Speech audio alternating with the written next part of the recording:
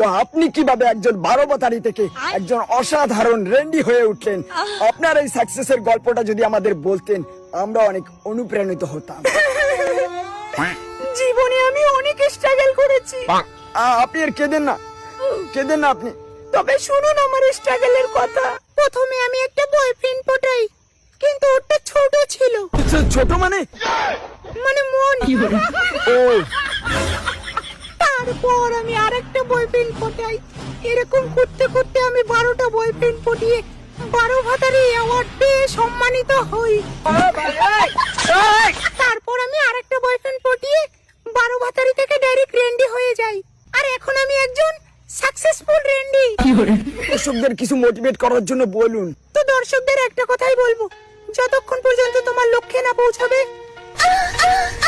মেহনত করে থামবে না।